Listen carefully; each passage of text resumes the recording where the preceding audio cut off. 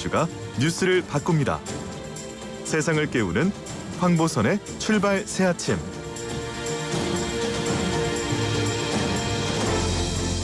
네, YTN 라디오 황보선의 출발 새아침 3부 시작합니다. 다양한 우리 사회 이슈를 초선 의원들의 젊고 열정적인 시각으로 살펴보는 초선 열전 시간입니다. 허은하 국민의힘 의원 나오셨습니다. 네, 안녕하세요. 허은하입니다. 안녕하십니까. 장혜영 정의당 의원 나오셨습니다. 안녕하십니까. 네, 안녕하세요. 장혜영입니다. 네, 그리고 맞은편에는 장경태 더불어민주당 의원 함께합니다. 안녕하십니까. 네, 안녕하세요. 장경태입니다. 네, 자 민주당이 내일 열리는 공수처장 후보 추천위 3차 회의 앞두고요. 자, 빨리 압축해라. 빨리 출범해야 된다. 이런 얘기하는데 이제 야권에서는 뭘 그렇게 빨리 하냐. 예, 신중히 하자. 이런 입장입니다. 자, 지금 상황 어떻게 보십니까? 먼저 우리 장혜영 의원께서 먼저. 네, 제가 지금 눈이 마주쳐가지고 먼저 말씀을 드리게 네네. 될 텐데 예. 일단 공수처법은 정의당 네. 입장에서 보면 또 이제 고 노회찬 의원님께서 20대 예. 국회 때 대표 발의하셨던 법안이고 예. 또 정의당에서는 당론으로 계속 추진을 이야기해왔습니다. 네네. 그리고 지금 제정되어 있는 법안도 사실 지난 국회에서 저희 정의당 윤소아 의원님께서 네네. 대표 발의하셨던 이제 예, 예. 법안이기도 해서 예. 빨리 추진을 해야 된다. 그것이 국민의 뜻이다라고 예. 하는 점에 있어서는 예. 저희는 의견을 갖고 있지는 않습니다만 지금 국민의힘에서 계속 신중론을 펼치면서 이제 그런 연내의 어떤 시한 같은 것들은 가장 중요한 것은 아니라는 입장을 펴고 계신데 예. 그 말 자체는 일견 타당성이 있다고 생각을 하지만 지금까지 21대 출범 이후에 이 공수처 출범에 대한 국민의힘의 스탠스를 봤을 때 예. 과연 얼마나 그 신중론 그 자체의 진정성이 있느냐에 대해서는 네네. 좀 물음이 있어요. 그래서 계속 교착 상태에 빠져 있는 것도 있기 때문에 예. 21대 국회 시작하자마자 계속 이 논의를 6개월째 진행하고 있는데 그럼 도대체 언제 그 신중론의 기준은 무엇이냐라고 하는 점에 있어서는 좀 의문이 듭니다. 예, 그래요. 그럼 장경태 의원께서 여기도 좀 말씀하시는데. 예. 저는 21대 국회는 좀 일하는 국회가 됐으면 좋겠고요. 예. 이 아직까지 21대 국회가 개원한 지 좀 벌써 6개월이 넘어가고 있는데도 불구하고 아직 국민의힘 측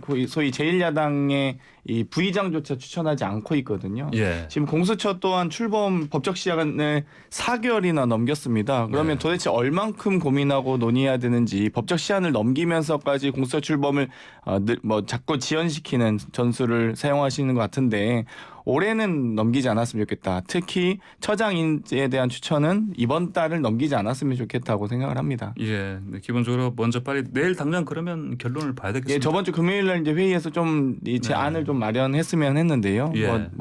늦었지만 내일이라도 마지막 내일까지라도 했으면 좋겠습니다.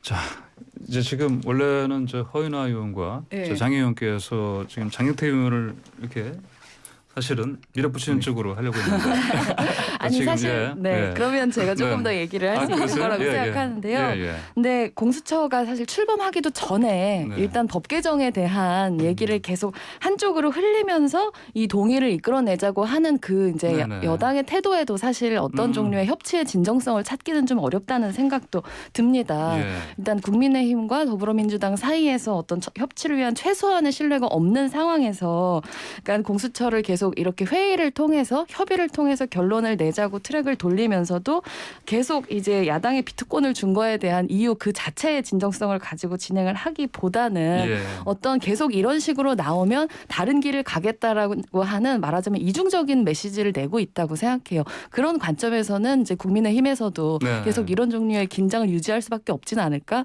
그렇게 볼 수도 있다고 생각합니다. 이제 법 개정이라는 이 카드를 가지고 계속해서 재촉하는 것은 협치에서는 그렇죠. 맞지 않다. 예, 그렇죠. 이런 비판이신 거죠. 자, 이 비판 관련해서는 그러면 또 이제 허은하 의원께서는 또 네. 어떤 입장이십니까? 아무래도 한 2시간은 이야기를 해야 될 것 같다. 네, 네. 그 법이 만들어졌으니까 따르자라는 말씀을 하시려면은 네. 먼저 지켜야 될 것을 지키시고 나서 그 말씀을 하셔야 된다고 생각을 합니다. 그러니까 청와대 특별감찰관 같은 경우는 예. 대통령이 임명되고 나서 30일 이내에 임명하는 것으로 알고 있습니다. 예. 그럼에도 불구하고 그 부분에 대해서는 이런 방구의 말도 없이 공수처만 해달라. 라고 하는 것은 좀 생태라는 생각이 좀 들고요. 또한 조금 전에 말씀하셨던 것처럼 이 국가적 사안을 논의할 때는 야당과 협치를 하기 위해 먼저 노력을 해야 됩니다. 근데 협조를 구하는 것이 아니라 최후 통보식 계속적으로 협박만 하고 있다고 저희는 느끼고 있습니다. 예. 공수처는 속도가 문제가 아니라 방향의 문제라고 생각을 하고 있거든요. 예, 예. 뭐 고위공직자의 비리를 수사한다는데 그게 나쁘다고 얘기할 사람은 아무도 없습니다. 하지만 왜 지금 시점에서 특별감찰관 같은 것도 임명하지 않았던 청와대에서 왜 여당에게 이렇게 오더를 내렸을까? 라는 것에 대해서는 의심할 수밖에 없다라는 생각이 들고요. 제발 집권 여당이 청와대의 오더가 아니라 어떤 역사적 책임을 가지고 국정에 임해 주셨으면 좋겠다. 지금 당장 먼저 해야 될 것이 무엇인지 먼저 생각하시는 것이 좋겠다라는 예. 생각이 듭니다. 자, 장경태 의원님 수세에 조금 몰린 잠깐만 상황입니다. 주십시오. 예. 네, 협치 얘기하셔서 법 준수 의무는 민주당만이 가지고 있는 게 아니고요. 이 공수처법은 민주당의 법이 아닙니다. 당시 바미당과 뭐 국민의당 등 정의당과 함께 4+1 공동 법안이었고요. 공동으로 여야가 함께 합의한 안이었기 때문에 이 법 준수 의무에 대해서는 뭐 모든 정당이 할 것 없이 해야 된다라고 생각하고요. 특별감찰단 말씀을 하셨는데 사실 이 전체적인 어떤 비위 사실에 대한 어떤 고발과 부정행위에 대한 어떤 처벌은 뭐 비단 청와대만의 문제는 아니라고 생각합니다. 고위공직자라든지 판검사 모두가 다 대상이 돼야 되고요. 과거에 청와대 특별감찰관이 있었습니다. 그런데 그때 어떻게 됐습니까? 최순실 게이트와 우병우가 전화해서 형 미쳤어 이런 사건이 있지 않습니까? 그러니까 결국 이 권력형 비리에 대해서는 청와대를 포함해서 대통령 친인척을 포함해서 모든 고위공직자와 판검사가 다 대상이 돼야 된다. 그게 결국 공수처다. 그리고 공수처가 설치가 되면 법만 지키면 청와대 특별감찰관의 여부와 관계없이 모든 이 비위 사실이 수사 대상이 되기 때문에 저는 만약 이 특별감찰관에 대한 진정성이 있다면 빨리 공수처장을 추천하시라고 조언드리고 싶습니다. 공수처 먼저다. 특별감찰관. 근데 이 부분은 그렇게 사실 선임하는 거가 힘든 건가요, 근데? 그러게 말입니다. 선임하는 게 힘들지 않다고 생각하는데 예. 왜 그것은 하지 않으면서 네. 공수처에 대해서는 자꾸 이렇게 밀어붙이는 것일까? 네. 누군가를 지목하고 누군가를 예상하고 나서 하는 것은 아닌가라는 추측까지 들 수밖에 없는 거죠. 제 네. 개인적인 생각입니다. 네, 네. 자, 내일이 이제 또 3차 회의인데 만약 내일도 이제 좁혀지지 않으면 공수처장 후보 이거 아까 말씀하신 대로 지금 이제 민주당에서는 이제 법 개정 지금 어차피 법사위 소위에 지금 올라가 있지 않습니까? 개정안이. 그러면 이거 결국은 개정 쪽으로 갈 수도 있겠습니다.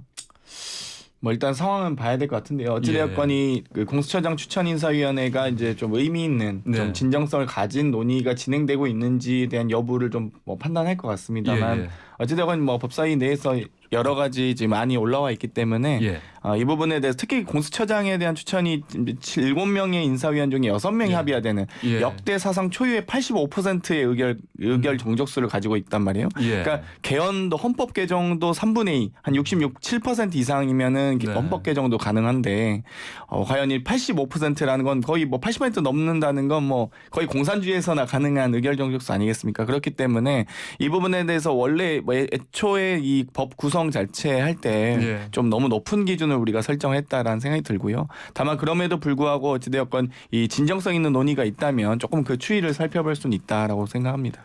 자, 한국사는 출발새 아침 초선 열전 장경태 더불어민주당 의원, 허윤아 국민의힘 의원, 장혜영 정의당 의원과 함께하고 있습니다. 유튜브에서 YTN 라디오 검색하시면 보이는 라디오로 함께하실 수 있습니다. 방송 들으시면서 의견 주실 분들은 샵 0945번 50원 유료 문자로 보내주시면 됩니다. 자, 그러면 내일 좀 잘 될 것 같습니까? 어떻게 보십니까? 장혜영 의원께서.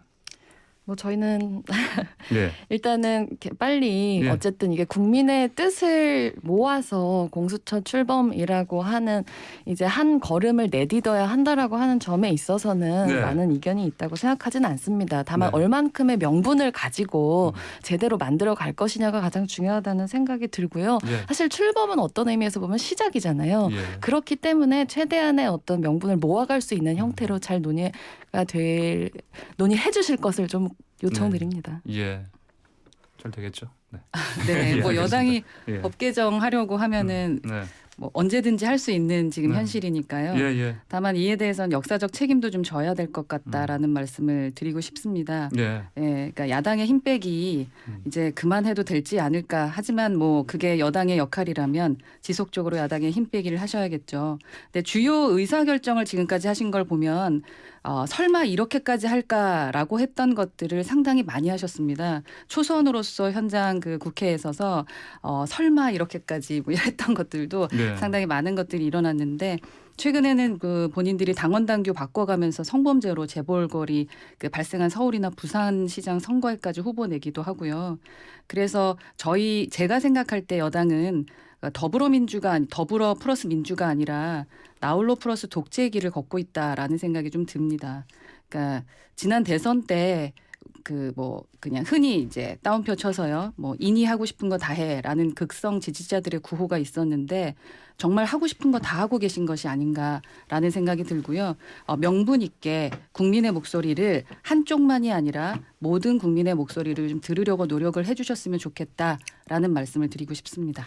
예. 자, 지금 세 분이 나오셨는데 시간은 사실 세 분이니까 이제 3시간 해야 되겠는데 30분밖에 없습니다. 그래서 다음 주제로 빨리 넘어가겠습니다. 네. 그 최근에 김종인 비대위원장이 현 정부의 전세 대란을 두고요. 정부가 부동산 사회주의를 꿈꾸는 것 아니냐 이런 말까지 하면서 강하게 비판했습니다. 자, 김 위원장의 이런 지적 옳다고 보십니까? 뭐 네. 먼저 허은하 위원께서. 허은하 의원님. 지금 장애. 네. 뭐 일단 김종인 비대위원장께서 그렇게 말씀을 하신 걸 저도 봤는데요. 네네. 근데 정부의 부동산 대책을 비판을 할 수는 있지만 예. 근데 김종인 비대위원장께서 말씀하시는 것은 전좀 아니다라고 생각을 하는데 예. 그 비대위원장께서 지난 노태우 정권 당시에 그 예. 청와대 경제수석 역임하시면서 이른바 58 조치라고 하는 거를 하셨었어요. 예. 근데 그게 뭐냐면 이 부동산 투기를 진정시켜야 되기 때문에 기업들이 갖고 있는 이 비업무용 토지 예. 이거를 정부에 내놓으라고 하는 정책이었습니다. 네네. 근데 결과적으로는 기업들의 반발 때문에 제대로 이루어지진 않았어요. 예. 근데 제가 보기에 부동산 사회주의라고 하는 단어는 그때 이제 청와대 경제수석께서 하셨던 그런 정책을 얘기하는 거지 네. 지금 정부의 부동산 대책에다 그런 단어를 쓰시는 것은 좀 어울리지 않는다고 봅니다. 예. 그 허은하님께서는 이 부동산 사회주의다. 이 표현은 어떻게 들으셨습니까? 네, 그 표현에 대해서 제가 여기서 언급을 예. 해도 될까 싶긴 한데 예. 제가 어저께 몇몇 청년들을 좀 만났습니다. 네, 청년들을 만났는데 그들 입에서 제일 먼저 나온 것이 전세 난민 얘기였어요. 예.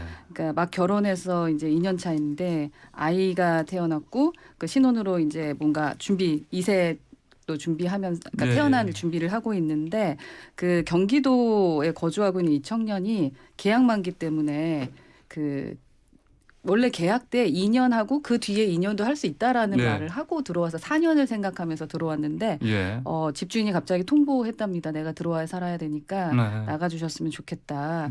그래서 이제 같은 동네로 이제 이사를 갔는데 그 전셋값이 10평을 줄여갔는데 2억이나 올랐다고 합니다. 예. 그러면서 이거 어떻게 해주실 거냐고 하면서 답답함을 저한테 토로했어요. 네.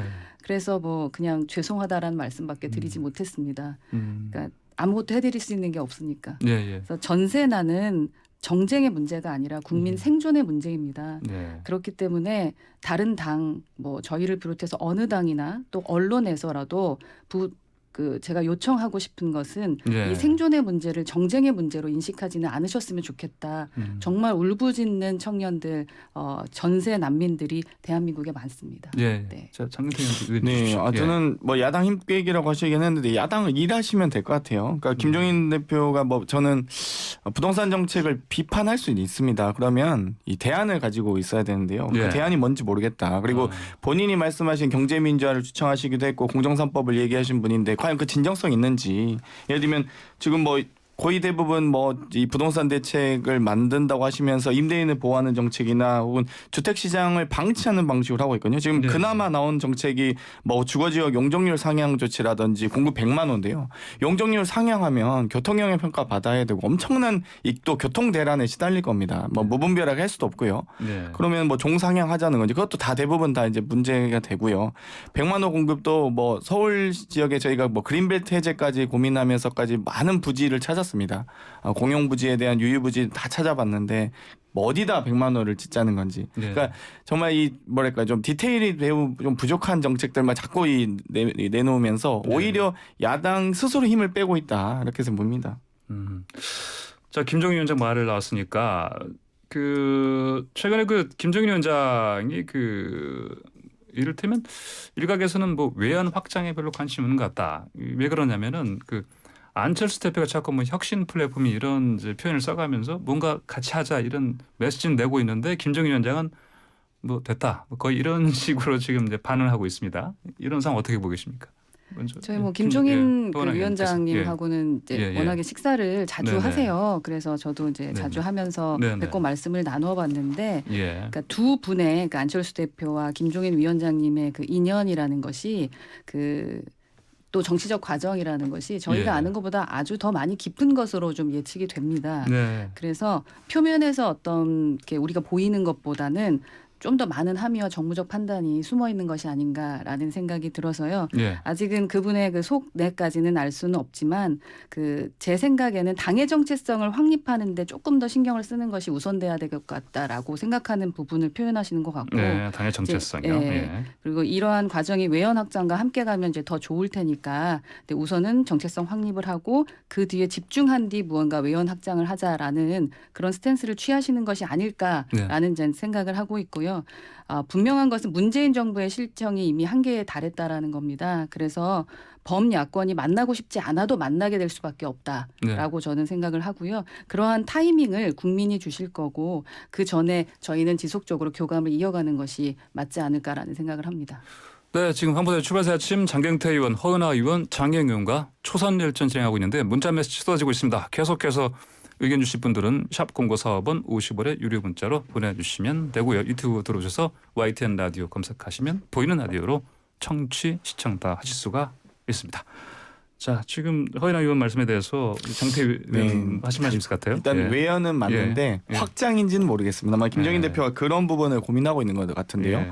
그러니까 소위 정치는 하드웨어를 추구하는 게 아니라 결국 소프트웨어를 추구해야 됩니다. 그러니까 예. 뭐 계속 신당 창당, 플랫폼 정당, 뭐 이런 합당 이런 논의만 해왔던 안철수 대표의 새 정치가 과연 무엇이냐. 예. 가치 지향점이 대단히 중요하거든요. 근데 안철수 대표가 어쨌든 정계에 오고 나서 2011년도의 새정치 이후에 2012년도 대선 출마도 그랬고요. 2014년도 새정치민주연합 만들 때도 신당 합당 과정에서도 또 그랬고요. 2016년도 국민의당 만들면서도 보여준 가치가 없습니다. 2017년도 대선에서도 이렇다 할 어떤 지향점, 비전을 제시하지 못했습니다. 2018년 지금 국민의당 2020년 우리 21대 총선에서마저도 지금 국민의당이 어느 방향으로 가고 있는지 예. 많은 국민들이 지금 10년째 새 정치를 헤매고 있다. 어떻게 네. 찾아보려고 하는데 찾지 못하고 있다고 보기 때문에 아마 김종인 대표도 그런 부분인 것 같습니다. 일정한 지지율을 형성하고 있다고 하지만 그건 개인에 대한 어떤 지지이기 때문에 과연 이 당과 외연을 확장하거나 뭐 통합 논의를 했을 때 과연 국민의힘에 도움이 되느냐. 네. 국민의힘 측에서는 도움이 안 된다고 보시는 거죠. 김종인 네. 대표는 아무래도. 자, 그러면 장 의원께서는 어떻게 보십니까? 안철수 대표가 최근에 뭐 범야권 혁신 플랫폼 이런 이제 식으로 이제 화두를 꺼냈는데. 네. 저는 어쨌든 이제 국민의힘이 비대위 출범 이후에 계속 어떤 새로운 종류의 자아 찾기를 하고 계시다고 생각하거든요. 네. 새로운 보수의 정체성을 구성하기 위해서 굉장히 여러 방면으로 노력을 많이 하고 계신데, 예. 그러니까 저는 김종인 위원장께서 이제 안철수 대표의 어떤 여러 제안들에 대해서 예. 대단히 응답하지 않는 것은 아마도 그런 이제 혁신이라면 혁신, 새로워지는 길이 어떤 지금까지의 그런 형식적인 합동연행이 아니라 진짜 내용적인 혁신을 통해서 만들어져야 된다. 아젠다 혁신을 통해서 만들어야 된다고 생각하고 계신 거라는 느낌이 들어요. 네. 그랬기 때문에 어떤 의미에서 사실은 너무 식상하지 않습니까? 그런 지금까지의 야권연대의 네네. 형식 논리로서의 재편이라고 하는 것이 이제는 형식이 아니라 내용이어야 되는 것이고 예. 그래서 저는 이제 초반에 기본소득 같은 것들 띄울 때도 굉장히 많은 예. 반향 같은 게 있으셨고 이번에 중대재해기업처벌법에 대해서 네네. 또 국민의힘에서 대해서 메시지 탁 치고 나오시면서 그게 예. 또 굉장히 물살을 타는 것 같은 느낌이 있었잖아요. 네네. 게다가 이제 21대 초반에는 또 차별금지법 얘기까지 하셨었고 예. 그 고 조지 플로이드님을 추모하는 시위를 하면서 예. 이제 모두가 차별받지 말아야 된다 이런 시위를 하셨고 또 허은하 의원님께서도 그 시위에 참여하시고 이랬었고 예. 전 이런 내용으로서의 혁신이라는 걸 더 중요하게 생각하고 계신 게 아닌가 싶습니다. 저 안철수 대표의 뭐 아이디어나 어떤 행보 자체가 실체 내용이 없다, 비전이 없다 이런 부분에서는 좀 장경영 의원과 장태훈 의원이 거의 비슷한 것 같습니다. 어떤 말씀을 하고 계신지 잘 모르겠어요. 그래요? 네네. 애매하다. 네, 아직 좀 애매한 것 아 같습니다. 그렇군요. 알겠습니다. 방금 저기 그 또 여야 지금 같이 지금 의견을 맞춘 거 최근에 그 중대재해 그 기업 처벌법 이거 네. 좀 얘기 좀 나누죠 그러면요. 이거 사실 이 관련해서 이제 먼저 정의당에서 제1호 법안으로 예, 발의한 맞습니다. 거 아닙니까? 네. 그렇죠. 근데 이거를 이제 그 국민의당에서 국민의힘에서. 네. 국민의힘에서 이제 국민의당이 아니고 힘에서 김정인 위원장이 같이 가자는 그런 메시지를 던졌고 그래서 이제 어떻게 보면 민주당에서 이거 뭐야 기다리다가 한 발 늦었네 이런 느낌이 들 수 있겠어요. 뭐 일단 중대재해기업처벌법에 대해서는 많은 여야가 공감하고 있다는 것이 매우 저는 의미 있다고 보고요. 예. 어찌되었건 이 노동자 사망 사건에 대해서 경영주에 대한 형사처벌이나 징벌적 손해배상에 대해서는 모두가 공감하고 있다. 예. 이런 부분에 대해서 많은 분들이 있는데 다만 이 방향은 정해졌는데 이걸 어느 배에 태울 것이냐가 대단히 또 이 네. 논의가 좀 있는 것 같습니다. 예를 들면 산업안전보호법을 개정해서 하자는 의견과 중대재해기업처벌법을 제정해서 하자는 것들. 그래서 사실 방향은 비슷한데 어느 법에 이제 조문을 실느냐의 문제거든요. 네. 이 부분에 대해서 뭐 약간의 이제 그리고 정도 차가 있는 거지 방향에 대해서 대부분 다 공감하고 있는 것이기 때문에 이 부분에 대해서는 부디 저는 국민의힘 내부에서도 대단히 노선투쟁이 좀 격렬한 걸로 알고 있는데 예. 꼭 승리하셔서 중대재해기업처벌법을 함께 제정할 수 있는 그날이 왔으면 좋겠습니다. 아, 예. 근데 어저께 예. 저녁 때 이제 김태년 원내대표께서 말씀을 하셨는데 예. 결국에는 이게 당론 채택이 없다라고 말씀하신 것에 대해서는 예. 사실 이제 이낙연 대표님께서 연설에서도 이 중대재해기업처벌법에 대한 강력한 의지를 피력을 하셨었고 예. 당론으로 하기로 했다가 아니었다가 이렇게 갈팡질팡하는 모습을 보여주시는 것은 정말 실망스러운 부분이라고 생각합니다. 네네. 매일 하루에 7명이 일하러 갔다가 돌아오지를 못하고 있는 산재공화국 이걸 하루 이틀의 문제가 아닌데 네네. 이것을 지금의 어떤 촛불로 만들어진 집권 여당에서 이렇게까지 당론이 아니라고 하는 것은 책임을 분산하겠다는 얘기거든요. 네. 개별 의원들한테 맡기겠다는 겁니다. 근데 몰라서 못하시는 게 아니라 알고도 안 하시는 것이라고 생각하기 때문에 네. 이 부분에 있어서는 저는 정말 전향적인 결단을 지금이라도 늦지 않았으니까 네네. 여당에서 좀 내리셔야 된다고 봅니다. 네, 여당에서도 이거를 이제 뭐 산안법 개정 쪽으로 하지 말고 그 중대재해기업처벌법 쪽으로 가는 쪽으로 가닥을 확실히 잡고 네, 중대재해기업처벌법으로 상정을 해도 얼마든지 논의하실 수 있잖아요. 예, 네. 그러니까.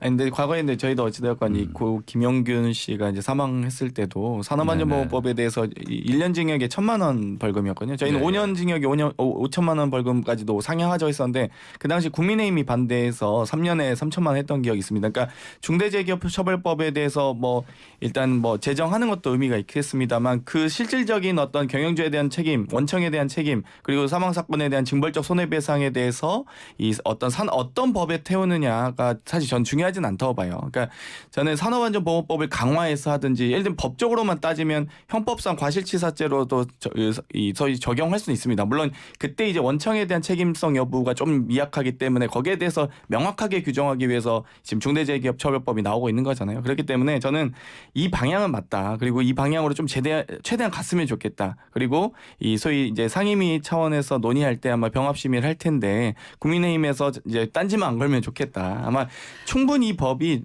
저는 이 각 그 해당 상임위에서 논의될 수 있다고 봅니다. 네, 국민의힘은 딴지를 거는 당은 아니고요. 예, 기본적으로 올해 들어서 21대는 많은 대안을 계속 제시하고 있다. 그리고 또한 국감에서도 정책적 대안을 많이 제시하는 그러한 당으로 지금 그 자리매김하고 있다는 말씀을 다시 한번 말씀드리고 싶고 예. 그 오락가락하고 갈팡질팡하는 약자에 대해서 그곳은 여당이지 지금 야당이 아닙니다. 사실 지금 이 전태일 배지를 달고 있는 것도 저 혼자이고요. 그리고 국민의힘의 약자와의 동행이 예. 지금 많은 행보를 보이고 있는 것들을 알고 계실 겁니다. 예. 그리고 어제도 제가 그 저희 국회 정문 앞에 있는 이스타 항공의 그 위원장님을 또 만나 뵙고 왔거든요. 네네. 만나 뵙고 온다라는 건 제가 지금 아마 5번 정도 뵀었을 겁니다. 네네. 그러니까 저희 국민의힘은 약자와의 동행을 시작하기로 했으면 언론이 봐주든 봐주지 않던 처음부터 끝까지 그것을 유지합니다. 예, 예. 그리고 그것을 진행하면서 저희만의 그 방향대로 그러니까 저희가 가고 있다라는 말씀을 드리고 싶습니다. 네네. 근데 뭐 이낙연 대표가 지금 갈팡질팡하는 부분에 대해서는 좀 이해를 할 수는 있을 것 같습니다. 어느 차원이냐면 당 대표로서의 입장하고 경쟁 중인 그 당 대권 주자. 예. 하고 입지 사이에서 좀 혼선이 있으신 것 같아요. 그래서 당 대표 입장으로만 갈 것이냐, 대권 경쟁을 해야 될 것이냐라는 차원에서 예. 이 그 대승적인 차원에서 그 중대재해기업처벌법을 좀 처리하려는 반면에 집권당 입장에서는 정책에 대한 보수적인 스탠스를 좀 취할 수밖에 없다 보니까 서로 다른 입장이 나오고 있는 것이 아닌가라는 좀 생각이 들고요. 좀 이렇게 오락가락 갈팡질팡 하면서 당대표께서 내가 대선 주자이냐 당대표이냐라는 이러한 그 스탠스는 아마 지속되지 않을까라는 생각이 듭니다. 네. 갈팡질팡하는 네. 그 원인 자체가 그 이낙연 대표였던 스스로의 정체성 부분에서 네네. 일단 문제가 있다 이렇게 지적하셨습니다. 네, 저는 그렇게 생각합니다. 잠깐만요. 그 청취자 7267님께서 그 지금 질문 주셨어요. 국민의 힘이 아니라 국민의 힘 당이 맞는 편 아닌가요? 이렇게 확인 이런 식으로 이제 지금 질문 주셨습니다. 허은아님께서 답하십시오. 예. 국민의 힘으로 불리는 예. 것이 정상입니다. 네, 알겠습니다. 청취자분께서 지금 이제 국민의 힘 당이 아니고요. 국민의 힘이라고 지금 허은 의원께서 말씀하셨습니다. 네, 자 장 의원님께서 지금 하신 말씀이었습니다. 그 방금 전에 허은 의원님께서 예, 이제 예. 국민의힘이 약자와의 동행을 기치로 내걸고 예, 예. 이제 그런 사회적 약자, 사회적 소수자들과 함께하는 그런 방향으로 선회하고 계시다는 말씀을 하셨는데 예. 그 말씀이 저는 이제 약자와의 동행은 너무 좋죠. 근데 네. 그 동행이 부디 선택적 동행이 아니었으면 좋겠다라는 말씀은 꼭 드리고 싶어요. 선택적 동행이요. 네, 사실 이번 정기국회에서 약자와의 동행을 가장 명확하게 보여줄 수 있는 법안은 중대재해기업처벌법이기도 하지만 또 예. 차별금지법이기도 하거든요. 차별금지법이 예, 예. 네, 근데 예, 예. 지금 법사위에 상정되어 있는 상태로 심사로 들어가지 못하고 있는 상황이에요. 예. 그래서 이제 여당에서도 야당에서도 그것은 이제 거대 여야에서 마찬가지인데 예. 이 점에 있어서 저는 오히려 진정성을 보여주실 수 있다면 이 차별금지법을 법사위에 상정하는 역할을 차라리 해주시면 정말 확실한 약자와의 동행이 될 거라고 생각하는데요. 어떻게 생각하십니까? 허은아 선교 지금 그 전태열 열사 배지까지 차고 나셨어요. 이건 어떻게 보셨습니까?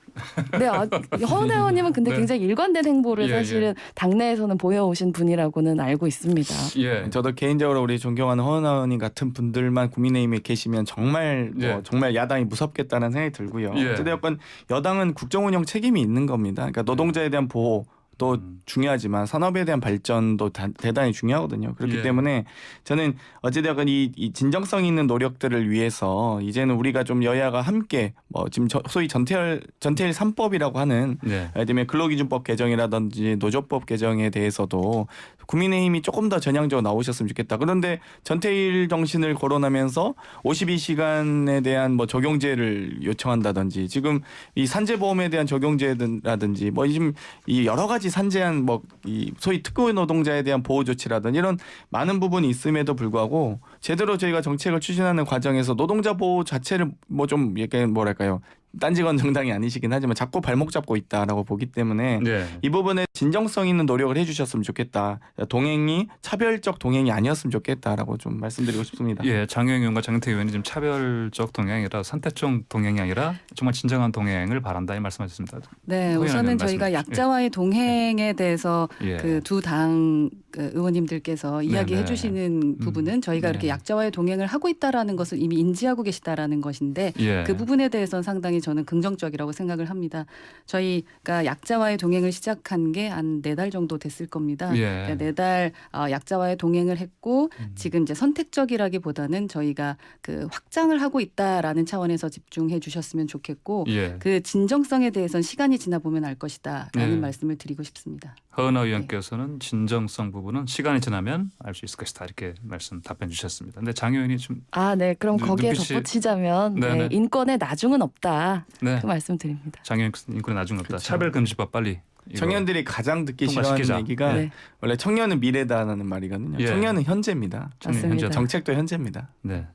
저희가 지금 현재 진행을 하고 있다라는 말씀을 드리고 있는 거고요. 네. 아마도 국민의 소리를 가장 현장에서 많이 열심히 듣고 있는 것이 지금 현재는 국민의힘이 아닌가라는 생각이 들고요. 예. 지금 현재 전세 대란 말씀드렸지만 네. 그 부분에 대해서 당장 저희가 어떻게 해드릴 수 있는 부분이 없는 것이 현실 아니겠습니까? 그 부분에 대한 정책이라던가 그 청년의 현재를 걱정하신다면 당장 그 부분을 해결해 주셨으면 좋겠다라는 말씀을 드리고 싶습니다. 예, 지금 저희가 시간이 조금 남았는데 그 요즘 계속해서 사실은 그 신문에서는요, 보도에서는 정말 그 추미애 장관과 윤석열 총장 이 싸움 정말 이젠 질린다, 피곤하다 이런 반응도 나오고 있을 정도로 사실은 계속해서 지금 갈등이 이어지고 있는데 이 상황 지금도 어떨까요? 지금 이를테면 어제 월요일 같은 경우는 이제 국무총리와 대통령이 오찬 함께하면서 이런 부분도 분명히 의견이 나눴을 것 같은데 어떤 지금 명시적인 이 부분 관련해서는 네. 이를테면 그 일부 이제 언론에서는 이 관련해서 좀 뭔가 매듭을 짓는 부분이 나와야 된다. 개각이라든지 이런 관련해서 얘기 나오고 있습니다. 어떻게 보십니까? 저는 일단 네, 장경태 의원. 법무부 예. 장관과 장관과 검찰총장이 싸운다라는 표현 자체가 맞지 않다고 생각합니다. 네. 그러니까 검찰도 공무원 아니겠습니까? 근데 검찰의 특권이 이만큼까지 올라갔구나. 예를 들면 경찰청장이 행안부 장관의 지위를 받지 않는다든지 만약 육군참모총장이 국방부 장관의 지위를 받지 않는다면 그건 반란죄겠죠. 오히려 반역이기 때문에. 근데 사실 공무원 신분의 검찰총장이 법무행정을 총괄하는 이 장관에 대한 지위를 거부한다는 것 자체가 혹은 이런 지금 갈등까지 일으키고 있다는 것 자체가 공무원의 본분을 좀 잊고 있는 것이 아닌가. 혹은 저희가 그렇기 때문에 자꾸만 검찰이 정치를 한다. 검찰은 수사를 해야죠. 왜 정치를 하는지 모르겠다. 이렇게 계속 말씀드리는 거고요. 결국 스스로 이 검찰 많은 국민들이 과거에 안기부부터 시작해서 경찰 치안본부부터 기무사 그리고 마지막 남아있는 이 소위 권력형 사정기관의 마지막 보루라고 볼 수 있죠. 이 검찰 개혁에 대해서 많은 국민들이 동의하고 있고 좀 응원하고 계신데 여기에 대해서 또다시 검찰 개혁을 방해하거나 거부하는 쪽으로 보여진다면 검찰은 스스로 기득권을 지키기로 보일 수밖에 없다. 저희가 공수처를 이야기할 때도 계속 떡값 검사, 그랜저 검사, 성매매 검사, 룸사롱 검사 나올 때마다 검찰이 검사를 기소하지 않는 1%도 안 됩니다. 검사들에 의한 검사 기소율이. 그래서 이 제대로 된 수사를 했으면 좋겠다. 검찰 내부에 자정작용이 없으니 공수처 설치해서 검찰 개혁을 해보자라는 말씀을 드리고 있는데 이 과정에서 계속적으로 이 소위 그 자기에 대한 지휘권을 가진 장관을 흔드는 방식으로 정치를 한다면 검찰의 본연의 본분을 망각하고 있는 네. 것이 아니야. 자꾸 지적할 수밖에 예. 없는 겁니다. 자, 지금 시간이 얼마 안 남아서 이제 그 허은하 의원하고 장 의원님 말씀 좀 하는 거 하고 이제 마무리하는 걸 하겠습니다. 네. 예, 허은하 의원님. 싸움이 아니었으면 좋겠는데 예. 이게 싸움으로 보일 수밖에 없는 게 참 슬픈 현실인 것 같고 이거를 예. 지켜봐야 되는 국민은 답답하실 겁니다. 예. 그래서 저는 그 말을 덧붙이고 싶지는 않고요. 이 싸움으로 최대 이익을 누리고 있는 사람이 누군지는 따져봐야 될 것 같습니다. 그 추 장관과 윤 총장 싸움 붙여놓고 이익 보고 있는 것은 현재 문재인 대통령님이 아니실까라는 생각이 좀 듭니다. 이 싸움 뒤에 숨어서 그 전세 대란, 코로나 위협, 트럼프 올인한 외교 정책, 예. 또 우리 공무원이 피격당한 대북 문제 등의 화살을 좀 피하고 계신 것은 아닌지 네. 예, 용기 있게 나오셔야 될 때입니다. 기존에는 온통 그 다 등장을 하셔서 그 낄낄빨빨 못한다라는 얘기도 들으셨었는데 요즘은 대통령의 존재가 보이질 않습니다. 저희는 정말 이 싸움을 보고 싶지 않습니다. 얼른 해결해 주시는 것 필요하지 않을까 싶고요. 예. 예, 대통령이 윤 총장을 해임하면 되는 것이 아닐까라는 생각이 들고 왜 그것을 못하고 뒤에서 보고만 계시는지 그 부분도 상당히 궁금합니다. 예, 국민의힘 허연아 의원께서는 대통령 침묵 깨고 나와서 뭔가 지금 해야 네, 된다. 네. 이런 의견 주셨습니다. 자, 장혜영 정의당 의원께서 의견 주십시오. 예. 일단 제발 국민들 생각도 좀 해줘라. 네. 라는 얘기를 좀 하고 네. 싶은데요. 검찰총장이랑 법무부 장관은 인사권자는 사실 한 분이시죠. 네. 문재인 대통령이신데 국민들은 지금 편이 갈라져 버리거나 시간이 갈수록 더 갈라지거나 아니면 굉장히 소모적인 이런 싸움에 지쳐 있습니다. 네. 국감도 다 희생돼 버렸죠. 도대체 이게 뭔가 싶은 이제 상황이 계속되고 있다고 생각하는데 정의당에서는 사실 대통령께서 진작 좀 나서셔서 교통정리를 하셔야 된다는 네. 이제 얘기를 계속 해왔 있었던 상황에서 총리라도 좀 나서가지고 이렇게 정리해 주시는 건 필요하다고 봅니다. 네, 알겠습니다. 자, 오늘 세 분 말씀 여기까지 듣겠습니다. 자, 지금까지 장경태 더불어민주당 의원, 허은하 국민의힘 의원, 장혜영 정의당 의원과 함께했습니다. 감사합니다. 감사합니다. 감사합니다.